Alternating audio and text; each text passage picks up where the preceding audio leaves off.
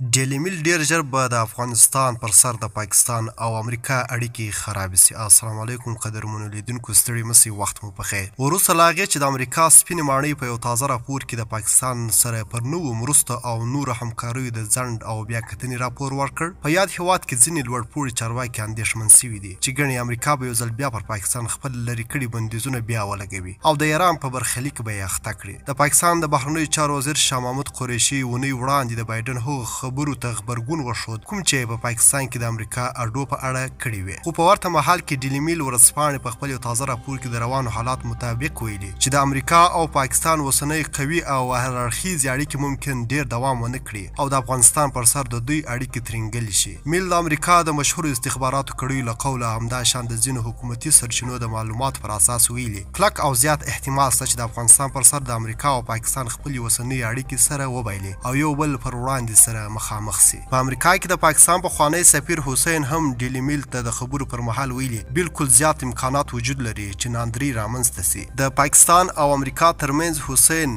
میل ته ویل چې د امریکا د مخکني حکومت ټول کارکوونکي او همداشان د اوسني حکومت زیات شمیر کسان پاکستان ته غوسه دي او ممکن د پاکستان هیواد ته زیات سیاسي او اقتصادي ګواښونه جوړ کړي. د یادونې وړ ده چې اونۍ وړاندې سپینې ماڼۍ په یو راپور کې ویلي وه چې نور به په نړیوالو لوبو او معاملو کې پر پاکستان باور ونه کړي ځکه دوی زموږ په وړاندې د هر چا سره هر ډول پالیسي مخ ته وړي. د ویډیو له کتلو مو ډیره مننه. که مو ویډیو خوښ سوې اتمن یې درسره لایک او شیر کړئ. د لا ښایسته او په زړه پورې مطالبو لپاره زموږ چینل حتما سبسکرایب کړئ. تر بیا او بلې ویډیو د الله په امان.